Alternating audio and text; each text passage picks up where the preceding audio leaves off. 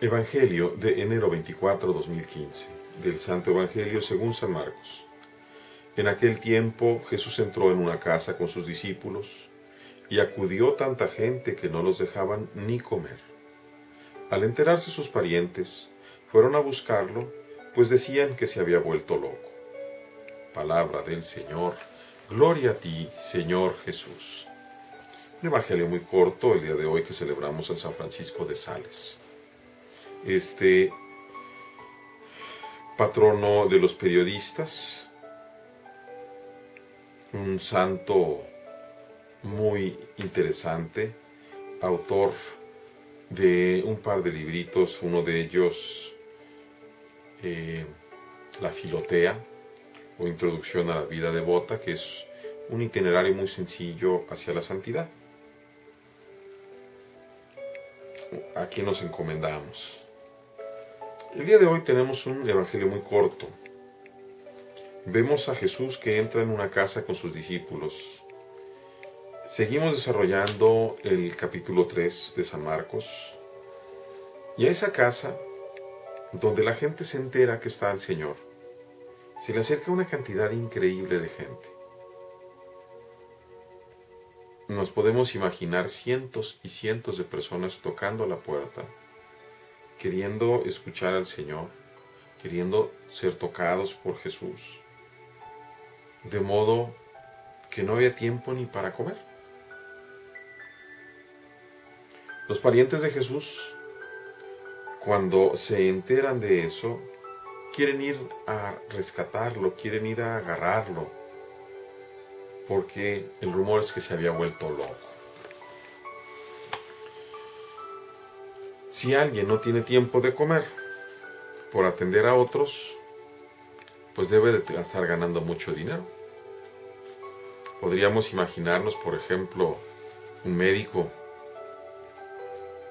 un psiquiatra, un estilista, un abogado, que cobran por el tiempo de atención. Y cuando hay mucho trabajo, seguramente no tendrán tiempo de comer, y si tienen necesidad, pues dedicarán el tiempo al trabajo.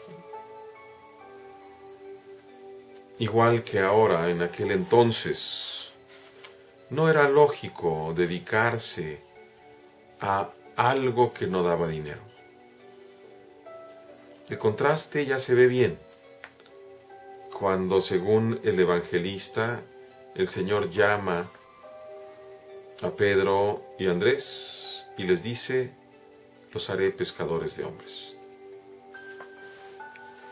Me llama la atención cómo la invitación, que es atendida inmediatamente, no tiene una lógica financiera, ni de poder,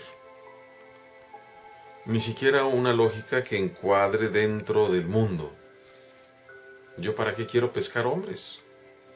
Pesco peces, pescados, porque los pescados me sirven para comer, los preparo, además los vendo, y de ahí me mantengo, compro cosas. ¿Pero acaso voy a pescar hombres también para venderlos como esclavos?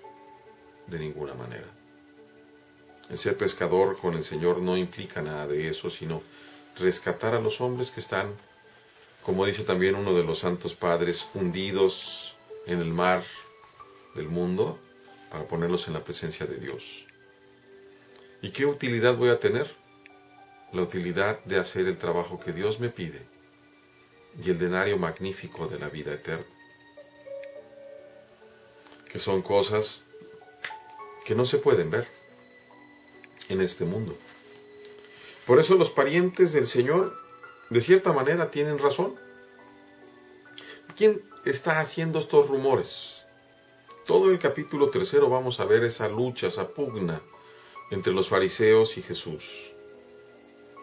El próximo lunes estaremos viendo la siguiente parte del Evangelio, cuando los fariseos le levantan falsos al Señor.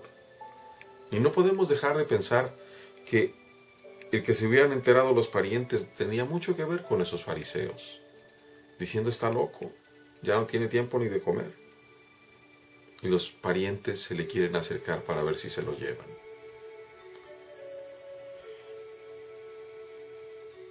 la incomprensión del mundo para el Señor Jesús y para todos aquellos que pretendemos ser fieles a su llamado. Es una incomprensión razonable, razonada pero no cierta. Porque ahora sí, solo a través de la puerta de la fe, solo a través de los ojos y la mirada de la fe, podemos razonablemente llegar a la certeza moral, en donde sabemos que Dios nos está pidiendo algo y lo hacemos de acuerdo a su voluntad. Es muy necesario, en este sentido, contar con la confirmación de la Iglesia. A estas alturas, en el año 2015, tenemos la gran bendición de una Iglesia establecida, de obispos, presbíteros y diáconos, que idealmente alguno de ellos nos pueda acompañar en nuestro caminar espiritual, para que si somos llamados por una vocación directa por el Señor, o en un encargo particular en nuestra vida laica, pueda ser confirmado a través de la propia Iglesia, que es el método preferido, por no decir único, pero sí preferido del Señor, para que no hagamos situaciones en falso. Cuando Dios nos habla, nosotros debemos de procurar llegar a esa certeza moral, entregar la vida sirviendo a los demás, aún a riesgo de no comer. Si viene de Dios, es un proyecto magnífico y hermoso, un proyecto que será bendición para todos los hermanos. Esforcémonos, hermanos, por entrar por esa puerta de la fe, como la ha llamado el Papa Francisco, la porta fidei, la puerta de la fe. Esforcémonos por entrar, y me acabo de equivocar, la puerta de la fe la escribió su santidad Benedicto XVI. Esforcémonos por entrar por esa puerta de la fe. Aclaremos y confrontemos las mociones internas que Dios nos suscita a través de los consagrados por Dios para nuestro servicio, de forma tal que nosotros podamos dar respuesta cabal, cierta, real, a todas las peticiones que Dios hace de cada uno de nosotros. En eso nos va la vida eterna, hermanos. Nos llenaremos de gozo cuando nos veamos allá en el cielo. Mientras tanto, Dios les bendiga, hermanos.